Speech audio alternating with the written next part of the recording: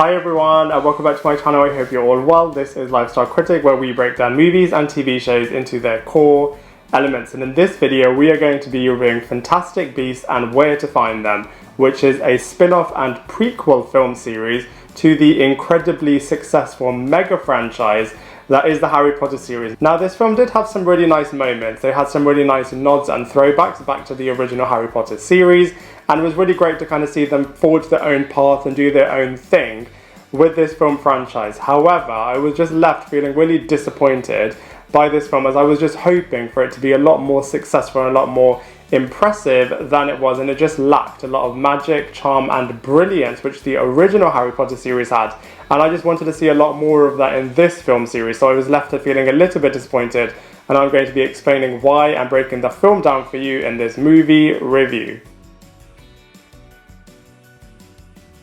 So from a storyline point of view, it is centered around a character called Newt, who is a magical zoologist that has a suitcase containing loads of fantastic and amazing magical creatures.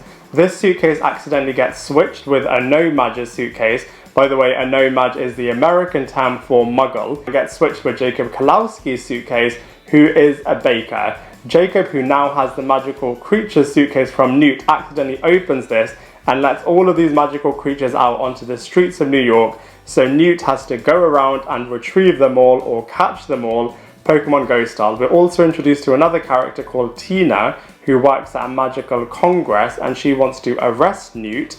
We're also introduced to her younger sister Queenie, who falls in love with the Jacob character, and she is a bit of a telepath. We also have other characters that are humans or no-magers / muggles, who are a bit of a hate group towards wizards and witches. And finally, the main mystery surrounding the film is around this shadowy creature that is killing civilians. So from a storyline point of view, it's obviously introducing a whole new world and works well in terms of doing that, but I just feel like it just didn't have the same connected power that the Harry Potter franchise had. So from a cast and characters point of view, unfortunately, I just feel like the heroes have just been really miscast in this film, and they're just not as strong as they should have been. The villains, however, in Fantastic Beasts, the series, the first one and the second one, they are pretty decent, but similarly, they just could have done so much more with them. So let's go through them one by one. So first up, we have Redmayne, who plays the main character, Newt. He's a bit of an introverted wizard and magical zoologist. Now, the Newt character is really likable. I just don't feel like he's strong enough to be able to lead this franchise, especially when he's always going to be compared to Daniel Radcliffe's Harry Potter. We then have Katherine, who plays the character of Tina, who's a bit of a love interest to the Newt character and is also a former employee at Ministry. I just feel like Katherine is a great actress, but I just feel like she was miscast in this role, as you just don't feel like you have much of a connection to this character.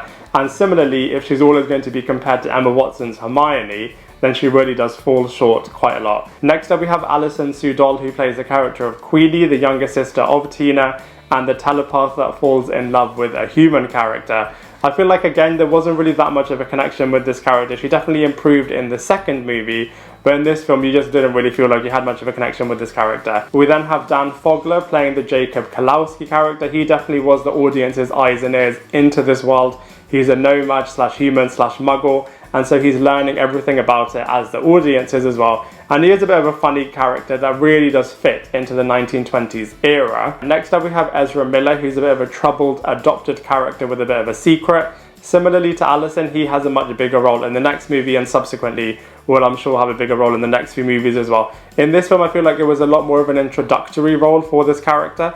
We then have Colin, who plays a bit of a ruthless, authoritarian type character, who is the director of the Ministry, and his character is really, really interesting. We also have a bit of a cameo from Johnny Depp, but I won't reveal what that's all about. So from a casting characters point of view, like I said, the good guys, I just felt like didn't have the best casting in the world, whereas the villains had really great casting. So from a casting characters point of view, overall, it's a really mixed bag. So from a visuals point of view, the film does look really, really good. You do feel like you've been transported back into the 1920s.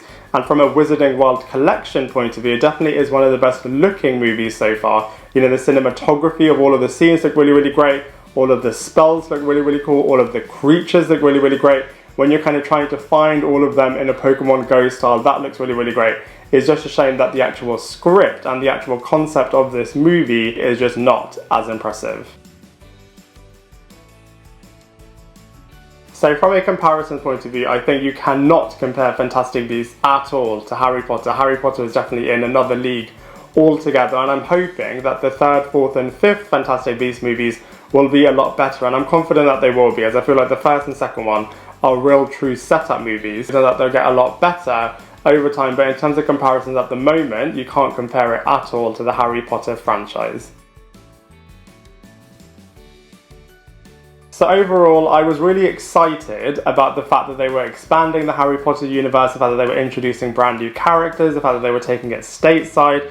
I was really looking forward to it, but I just feel like the actual end product was just really disappointing.